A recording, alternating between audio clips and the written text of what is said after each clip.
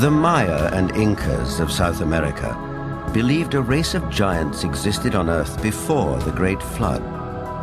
So did many other ancient civilizations. Some took them for gods. Others left likenesses of them in stone or wrote about them in their histories. The Greeks and Romans told of blood falling from heaven and landing in the lap of the earth goddess Gaia, who gave birth to the Titans, a race of fearsome giants.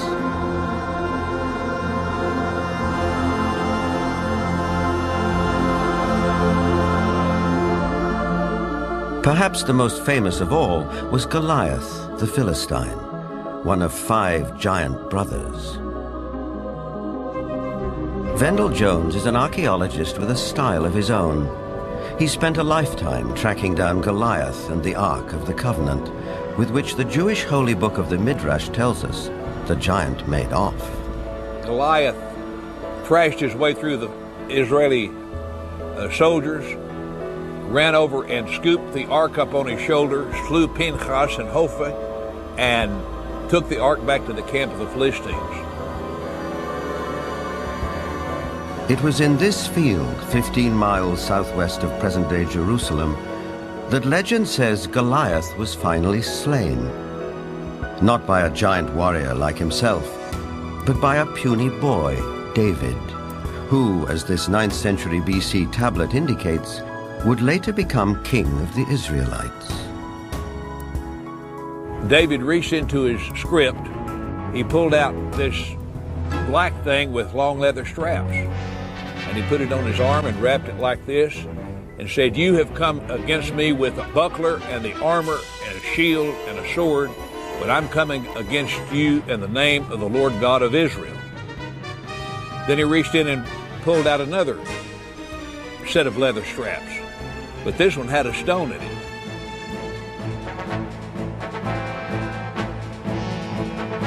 And like this, the shepherd boy cracked Goliath, stunned him. He didn't kill him. Goliath fell on his hands and knees. David ran over and took the sword of Goliath, this enormous sword that had killed Hophni and Pinchas. And with Goliath's sword, he decapitated him. Just 2 miles from where the famous fight took place stands an 80-foot overgrown mound. This is believed to be Goliath's final resting place, though no one knows for sure because it's never been excavated.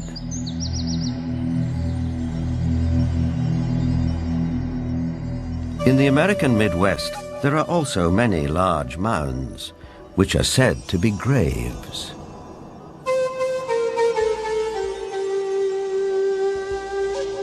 An author who has sold over 15 million books and written extensively on giants is Brad Steiger. Mass graves of giants were opened. Some of the men 8 feet tall, some of the women 7 feet tall, some records of men 10 feet tall, and extremely large skulls. And extraordinarily, some of these skulls had horns, some had extra rows of teeth, some had other what we would call anomalies, but they were extraordinarily large skulls and extraordinarily large people. A maverick archaeologist who has long been fascinated by legends of American giants is David Hatcher Childress. A number of mounds in the Midwest in America were excavated starting in around 1850. And in many cases, they would find skeletons of people who were in excess of 7 feet tall. And in many cases, they had double rows of teeth, as well as, in some cases, 6 fingers on each hand and 6 toes on each foot. The one that was found in Bridal Veil Falls, California by a group of miners, first they found this wall with very intricate hieroglyphics. They assumed that they were finding gold behind the wall. They broke it down and they found this woman holding a child covered with fur and a strange kind of dust. The same tall female mummified remains have been found in Texas. They have been found in Death Valley. They have been found in other parts of California. These old photographs and newspaper clippings are all that survive of these mysterious giants.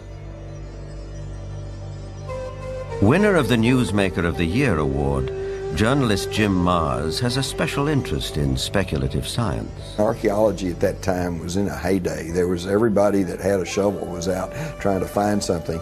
But what's interesting is that the finding of these giant mummified bodies and giant fossils and bones, really you can't pin to any particular location. They were finding them in Greece, they were finding them in Italy, they were finding them in the Middle East, they were finding them in America. And even if you write off a few of those as perhaps a hoax or a misinterpretation of something else, you're still left with a tremendous amount of evidence to show that there were these giant beings at some point walking the earth.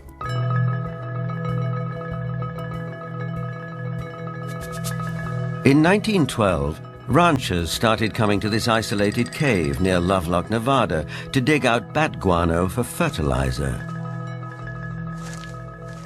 Inside, a surprise was waiting for them. They began excavating the 10 to 15 feet of guano that was here in this cave. They started discovering some unusual artifacts.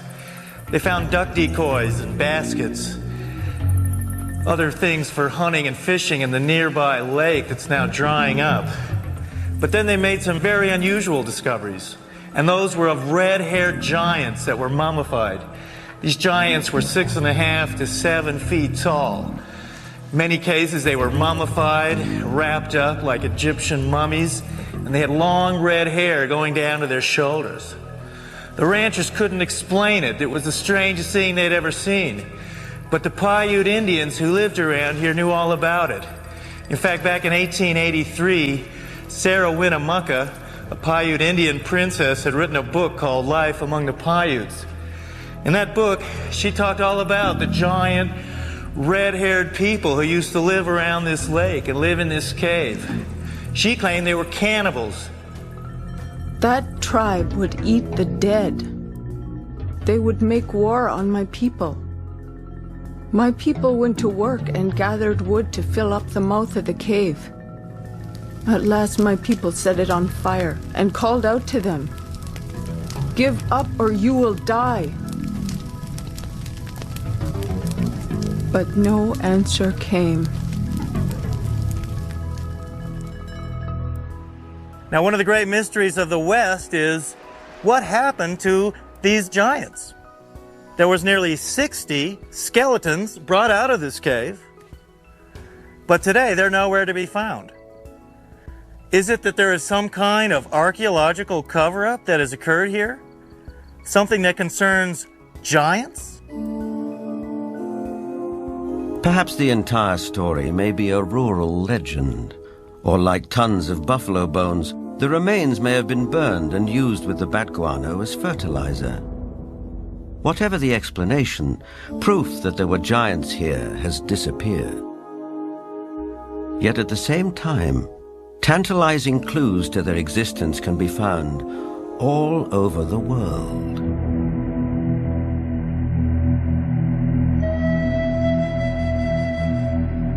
In South America, there are giant figures carved into rock so huge that at ground level it's hard to tell what they depict. Though from the sky, that becomes dramatically clear.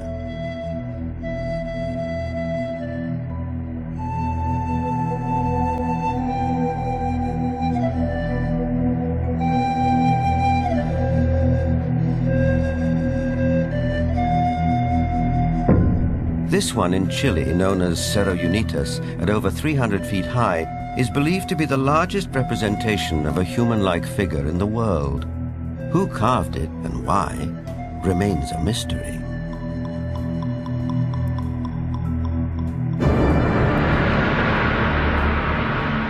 Half a world away in the United Kingdom, other giant figures stare up into the sky. This one is known as Cerne Abbas near Shaftesbury.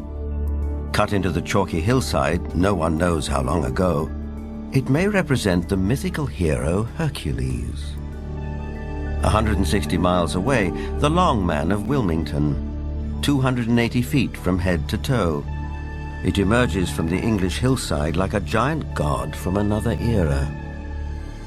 Britain is crowded with such sites associated with giants. An authority on English folklore and the giants of Britain is Jennifer Westwood. In the beginning, in Britain, it was inhabited only by giants. And in those days, it was called Albion.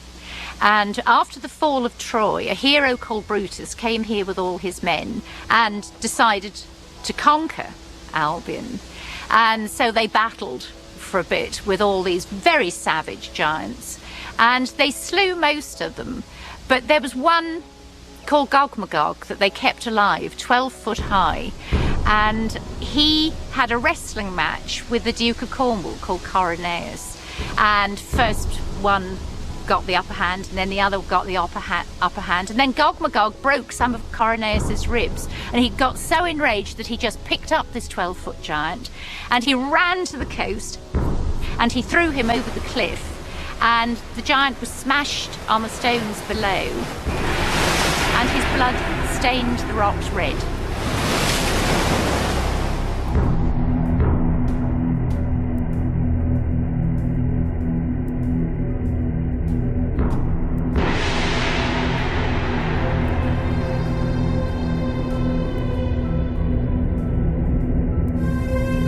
Giants also figure in the mythology of Stonehenge, arguably the most famous megalithic structure in the world. These massive standing stones, the largest 30 feet tall and weighing 50 tons, were erected here thousands of years ago. The early Britons called the stone circle the Giant's Dance and believed giants had built it. Who really built Stonehenge and how they did it are enduring mysteries. Perhaps in the end, we have to turn to legends for an answer. This was somebody in the past with a technology that we don't have, or a magical skill we don't have, creating these things.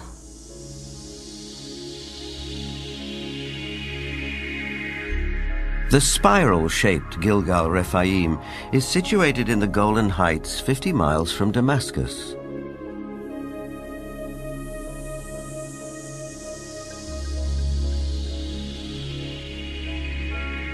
Constructed from an estimated 40,000 tons of loose rocks, it is remarkably reminiscent of Stonehenge. Both have been dated at around 5,000 years old and have similar megalithic stones. And like Stonehenge, Gilgal is also said to be associated with giants. Only in this case, there's biblical text which seems to support the claim.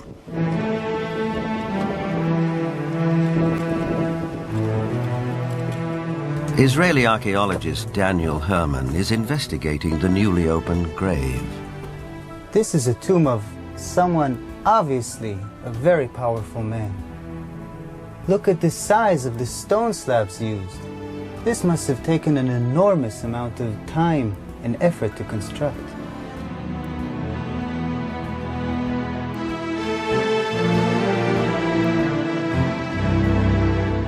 When the Israelites came here and wrote their Bible, it was already here. They saw it. So they have documented the identification of the site by saying that this region was ruled by Og, king of the Bashan. Og is described in the book of Deuteronomy as, and I quote, "For only Og, king of Bashan, remained of the remnant of the Rephaim." Rephaim is Hebrew word for giants.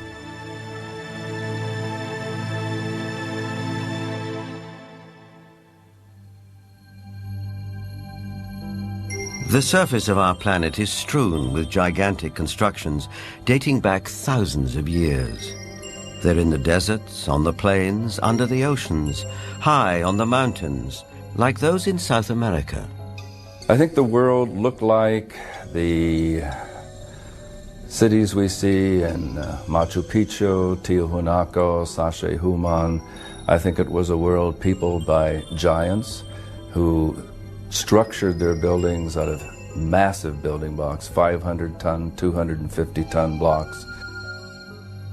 Massive ruins, the scale of which stagger the imagination, are found throughout Central and South America.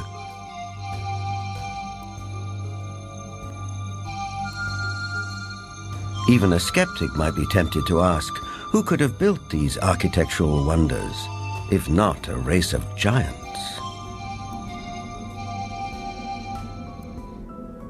People of the Mediterranean island of Malta have an ancient belief that their island was known as the last stronghold of the giants of Europe. An explorer who has made a lifelong study of megalithic structures is the best-selling author of The Eyes of the Sphinx, Eric von Daniken. Malta has gigantic temples. They date really back to the past. Nobody knows exactly, but 5,000 years at least BC. And one of the temple in Gozo still today has the name the Temple of Giant, Gigantia, they call it there. A local legend says the temple was built by the giantess Sansuna. The blocks are so huge, so heavy, that no normal human being could have moved it. In Bolivia, only 30 kilometers from Lake Titicaca, there are gigantic stone platforms all over the place. The largest of it was once 29 meters long. Its weight has been calculated with 900 tons. Now, this is on a place where we are 4,100 meters high in the Andes, which means there are no trees, no wood, nothing. It is not possible to transport a 900-ton platform without any wooden rollers. Even with wooden rollers, it would be extremely complicated. So these facts are here. You can see them, touch them, photograph them, but there is no explanation for it. For sure, the pre-Inca Indians, the Aymara, were not able to move it. So what is it? What's the result? We don't know. On many places on Earth, we find structures which could be related or to ETs, to a technology which we do not understand, or to giants. ETs, giants, a secret technology? Believers take it in their stride. Here's the best-selling author of Architects of the Underworld, Bruce Rux. The architects are that race or those races who built all the megaliths in the old world, the pyramids, Stonehenge. They are the people who walked before us, the ones who inhabited this world before we did. We have called them gods. We've sometimes called them giants. They left their handiwork behind, and we have not been able to duplicate it. We've only reached the point now where we can really appreciate it. In Lebanon, 44 miles from Beirut, are the imposing ruins of Baalbek. There is mention of this place in the Old Testament's Book of Kings. Baalbek in particular is a very good example. That has the trilithon. Those are the largest stones in the world ever used for construction. They're so large we don't even know their actual weight.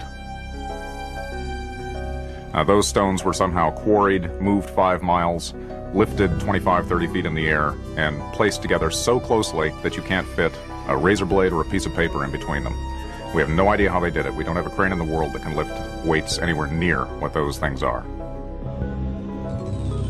No one knows for sure, but according to Arab tradition, the earliest temples were built here after the Great Flood by a tribe of giants for the biblical king Nimrod.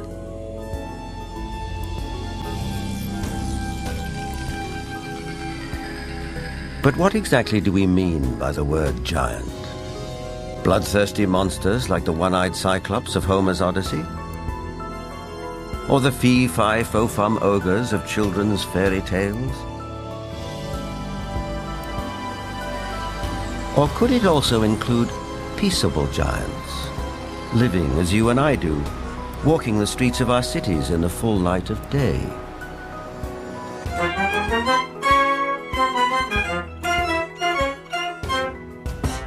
There really really two kinds of people who could be considered giants. There are giants who are genetically programmed to be tall, people who are normal, but their genes mean that their genes lead them to be very, very tall. And then there are people who suffer from some kind of a disorder, the most common of which, or at least the most well-known of which, is acromegaly, which is a disease in which there is too much growth hormone produced. And acromegaly has a lot of effects on the body. It not only leads to excessively tall people, but it also leads to potential problems with the skeleton and potential problems with some of the organs inside.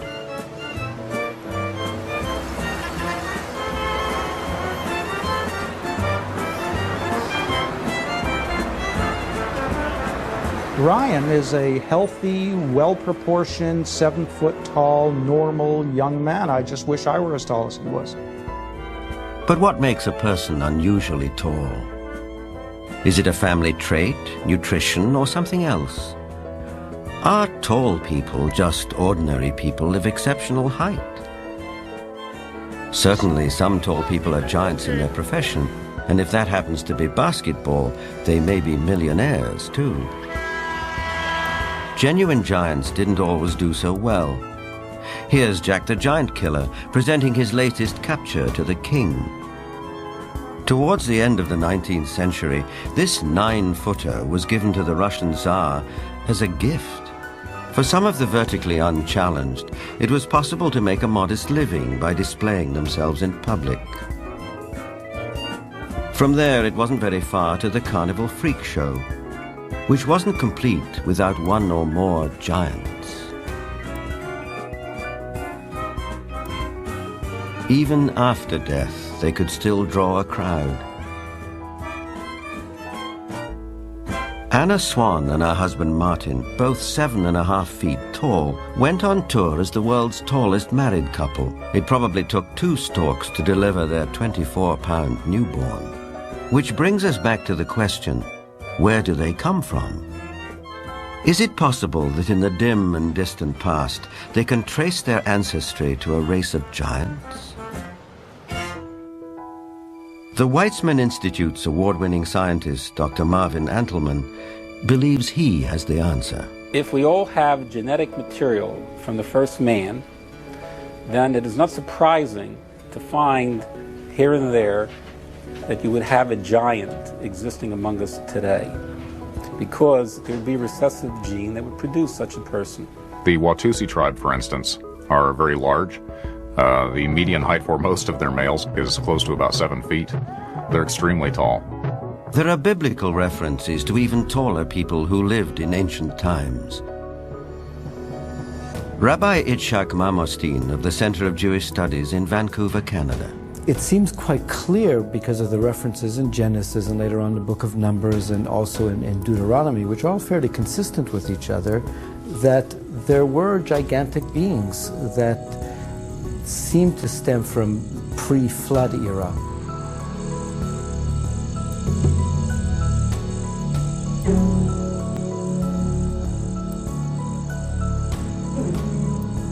Is it possible that environmental conditions of past ages favored the development of giants?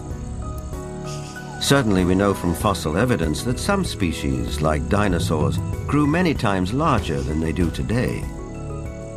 A supporter of this thought-provoking and controversial theory is Dr. Carl Bohr. Optimal genetic expression means the best that the organism has within the DNA is expressed because of favorable atmospheric conditions. Based on fossil evidence, trees like the California giant sequoia grew much larger than they do today. One theory explains this by proposing that environmental conditions in the distant past were more conducive to gigantic growth.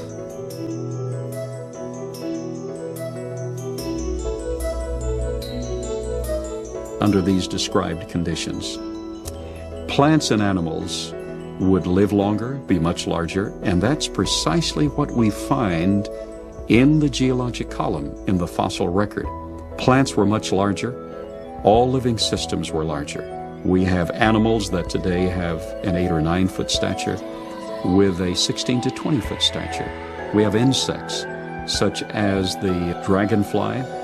Today, the dragonfly has perhaps a 4-inch wingspan. In the fossil record, his counterpart, Meganeuropsis, had up to a 5-foot wingspan. Everything was larger in the past.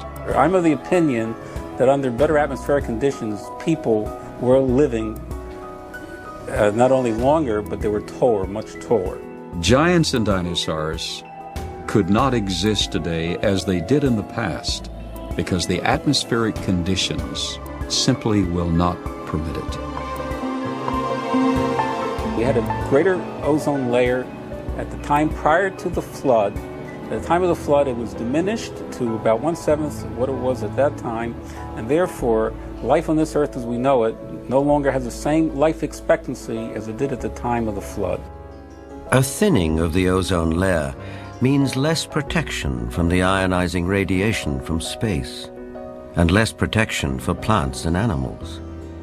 Being interested in Earth's original conditions, after 35 years of research on those parameters, I've attempted to reconstruct that context. And in so doing, I've had our engineers build a biosphere that doubles the atmospheric pressure, that increases the electromagnetic energy, that increases the ratio of oxygen, but not to the level of toxicity, that eliminates ultraviolet radiation, etc. And the experiments that we've run have been very gratifying.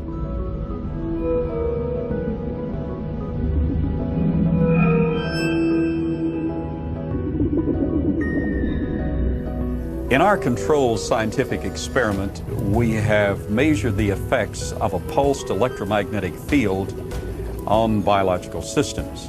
We have these Pacu piranha fish that normally at 3.5 years of age are about this size under optimal conditions. Yet we have them now in excess of 20 inches, weighing just under 5 pounds each. Under these controlled conditions, we have succeeded in producing giantism at an accelerated rate. Taken at face value, the research looks persuasive, though it has not yet been replicated by other scientists. The conclusion in the tradition seems to be fairly clear that gigantic beings were existing at one time, and that as human history developed, or physiological, emotional, spiritual changes took place, those beings who survived seemed to be of a smaller gene pool. But the possibility that there were other strands of humanity, as it were, seems to be almost explicitly stated in the Bible itself. In the book of Numbers, we are told that after wandering in the desert with his people, Moses sent out scouts to find a place where they could settle. The scouts went north to Hebron. On their return, they reported, "All the people we saw there are men of gigantic size. We felt no bigger than grasshoppers, and that is how we looked to them."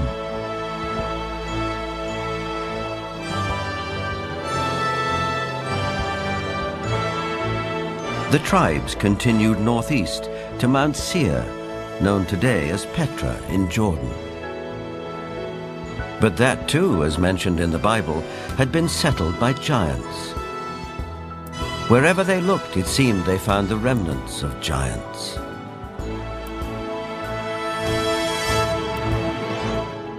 If we look at Scripture, there were giants in the earth in those days.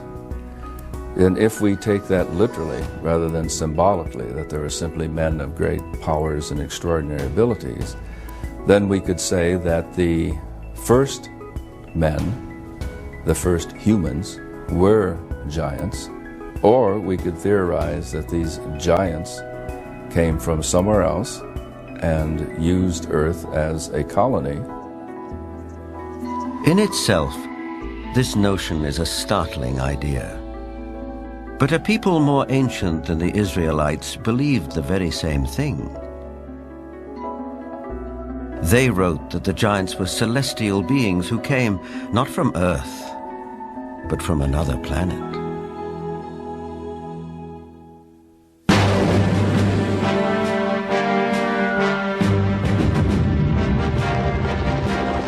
This is the battleground of the Gulf War. We know it as Iraq.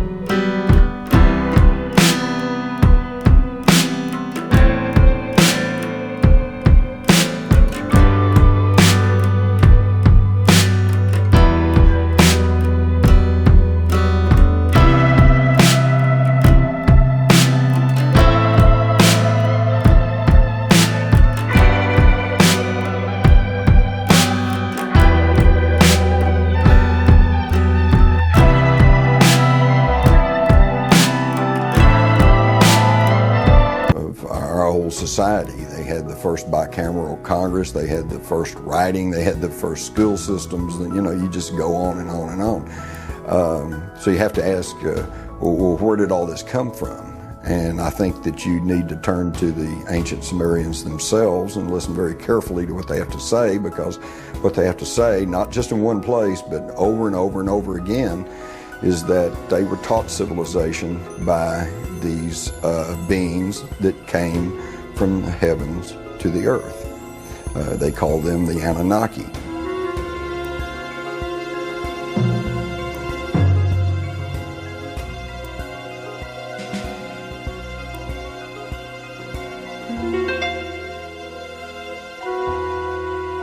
The Sumerians wrote down their history on clay tablets like these, which lay ignored in a Berlin museum for half a century.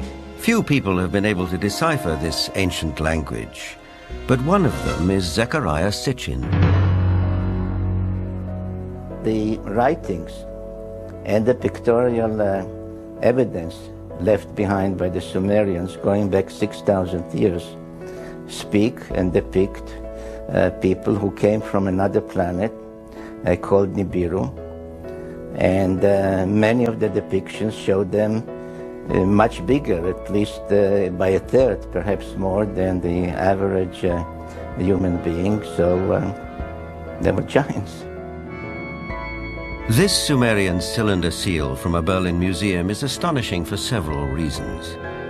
First, it depicts our solar system with the sun at the center and the planets arrayed around it, a fact not known to European science till around 300 years ago. It also shows the planet Pluto, which we didn't discover till 1930. And amazingly, there's another planet, which the Sumerians called Nibiru, and believed that it was from where the Anunnaki, or celestial giants, came from. If you look at the three figures depicted here, they all look more or less the same size.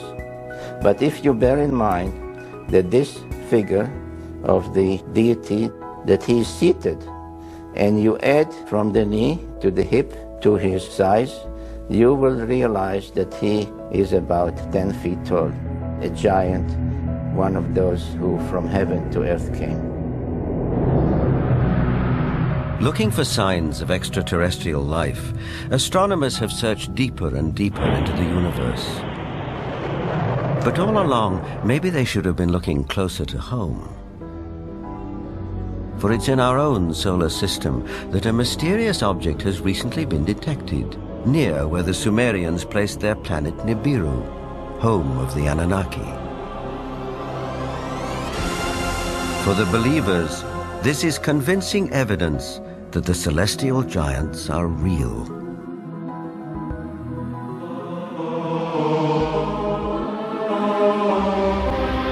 The ancient Sumerian text, just in a very broad overview, basically tell us that more than 400,000 years ago, that these Anunnaki came from space and landed on the earth in the Tigris-Euphrates Valley. They began to set up a colony that they called Eden. According to Genesis, Eden, or Eden, is where Adam was created from dust and Eve from one of his ribs. Others, however, have a more high-tech version of how human life began. In time, needing manpower, needing workers, jumped the gun on evolution using genetic engineering. They took the sperm of one of the Anunnaki, mixed that with the ovum of a primitive humanoid, probably one of these primitives that we are now finding archaeological remains of in Africa, the famous Lucy. And they produced a hybrid which eventually became Cro-Magnon or modern man. Legend has it that when the Anunnaki came back after several thousand years to see how their genetic handiwork had turned out, they found the Earth females irresistibly attractive. It starts in the Bible. There you can read, in the beginning at Moses, when the sons of the gods saw that the daughter of man were beauty, they took them to wife. Later, out of the body's womb, giants came. So destructive were these titans that the Anunnaki who fathered them decided to destroy them. The apocryphal book of Baruch even tells us how many giants were wiped out. The book of Baruch says, "Then the Lord created the great flood, destroyed all life, which then was on earth, including the 490,000 giants."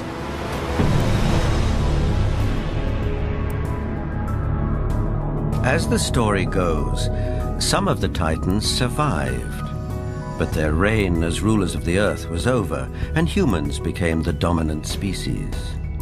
Still, the giants live on in memory, like something deep-rooted that comes from the beginnings of our existence.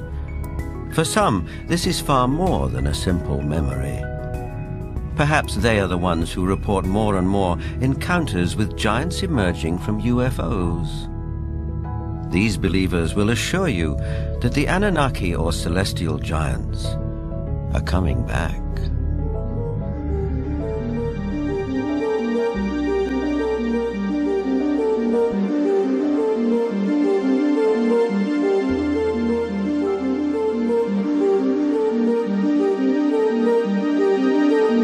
The town of Yatzitz is 25 miles west of Jerusalem. On January the 3rd, 1996, Chief of Security Herzl Constantini was at home when he heard a strange noise outside. When I opened the door, I was paralyzed with fear. I saw a gigantic being around 5 feet wide and 11 feet high. I estimate its weight at about 2 tons. I called the police, and 2 officers came over to the house. They laughed at us and accused me of drinking. But when the trackers came and saw the prints, they stopped laughing.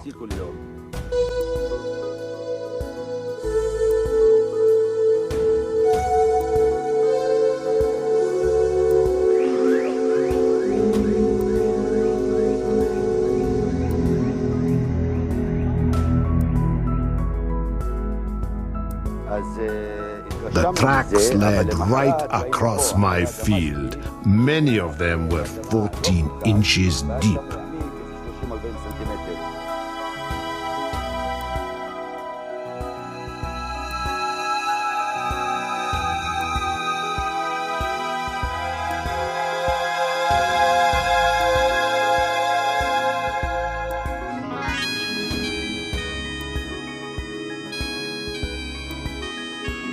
Over the past 10 years, reported sightings of UFOs with giant occupants have been on the increase. Former director of the British UFO Research Association, Jenny Randall, is familiar with these statistics. From an analysis of 15,000 encounters with beings, giant encounters have increased every single year since the 1965 period onwards, and we are therefore getting far more reports of giants being seen today than we did 30 or 40 years ago. The apocryphal books of Enoch are believed by many to be over 5,000 years old. In them, Enoch writes about how he was taken up to the heavens by two men of great height. In this celestial journey, he also talks of meeting those who from heaven to earth came. Two huge men appeared to me, the like of which I had never seen on earth. Their faces were shining like the sun. Their eyes, too, were like a burning light. Then they took me up and carried me to the first heaven. And they fly with their wings and do the rounds of all the planets. They led before my face the elders, the rulers of the stellar orders. These groups carry out and carefully study the movements of the stars. Enoch is taken up to the sky at least 3 times. In our 2 days view, we would say he was taken up to a mother spaceship. There he has a discussion with what is called the highest, whatever the highest is. We would say maybe the commander of the spaceship. In other words, Enoch is what we would call a victim of alien abduction. This might seem like a far-fetched interpretation of a text written a very long time ago. On the other hand, present-day accounts by people who claim to be abductees are not so very different. The elders were 6 to 9 feet tall. They had white hair, pale skin, almost albino, light blue eyes, wore white robes, and had no shoes on at all. And they could speak audibly, and they could also speak through mental telepathy. I've checked the owner's manual that came with my brain, and nowhere, even in the small print, does it say that all dreaming will be between the hours of 11 p.m. and 8 a.m. That generally speaking it is, but what we know is the brain can generate extremely vivid images, extremely real and lifelike things that are hallucinations. But events in the Russian city of Voronezh can't be so easily explained. In this instance, there were at least 20 witnesses. Could they all have been dreaming the same dream in broad daylight?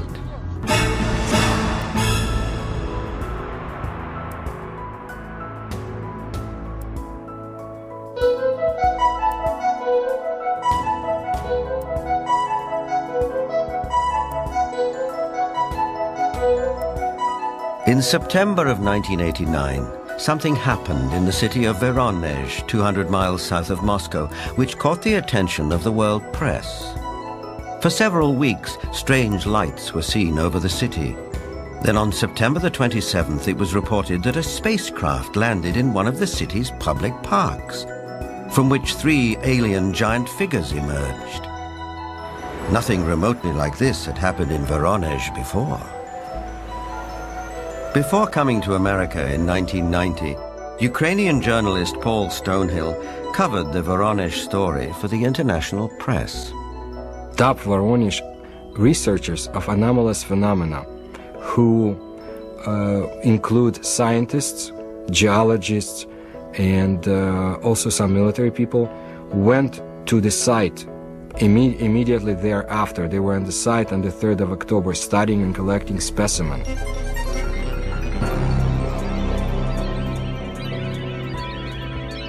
The encounter became a media sensation on national television and in the international press. Не было, ну уже хотя бы потому, что не было до сих пор в Воронеже событий, подобных тем, а... Drawings of the landings by children who were there capture the event vividly. It attracted the attention of the media around the world because it was effectively endorsed by TASS, the Soviet news agency, who up until that time had certainly not given any credence at all to this kind of story. They had the chance to talk to many eyewitnesses, adults as well as kids, policemen, school teachers, students, scientists who had witnessed similar or even differently shaped UFOs. The underlying theme was that giant-like beings exited from strange-looking craft, did some research throughout Voronezh, and were able to get back to their craft and fly away. For once we had a genuine large number of people all correlating with one another, describing the appearance of these giants. So it was not a case of you simply believe a witness or you don't. Here you couldn't fail to believe them because there were so many of them talking in concert. I was standing not far from the main road of the South Park, and I saw this flying object at an approximate height 250 meters. It stayed at the same height and did not move horizontally. I was very interested by all that, because it could not be any kind of meteorological balloon. There was a squeaking sound. Perhaps some drilling tool was operating, like it was boring a hole in the ground. The creatures started coming out. They did not look too much like humans. They were much taller than humans. They did have shoulders, but I didn't see the head. He was huge, really huge, bigger than we are. He was a mighty figure. In 1989, Sergei Makarov was one of the school children who was in the Voronezh Park. I remember a crowd that gathered around the place. Everybody was scared. Everybody turned pale. I was absolutely flabbergasted. Denis Bozhenko was also one of the boys in the park on that day in September 1989. I saw some traces there, and also a strange man. Outwardly, he looked like any other man, only he was huge. A moment later, he suddenly disappeared. I had no doubt that the UFO and the giants existed, because I saw them. But sometimes when I look back, it seems sort of like a fairy tale.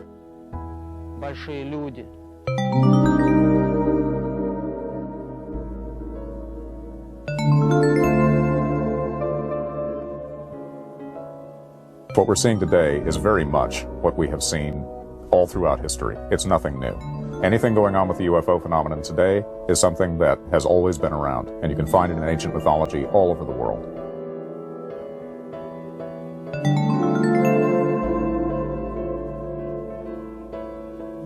We have the legends, and of course, in some cases, we have cave paintings of giant-looking being and even footsteps.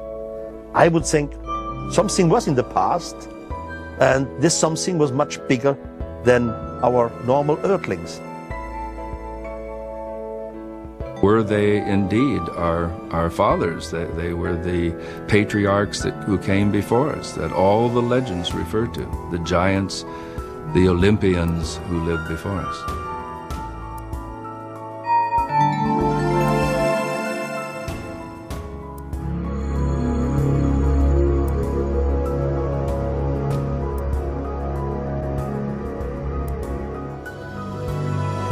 Whether fact or fantasy, giants have occupied our collective consciousness for as long as we can remember. But did a race of giants ever truly walk the earth? The ancient texts, as well as some of the evidence, suggest they did. And is it possible that recessive genes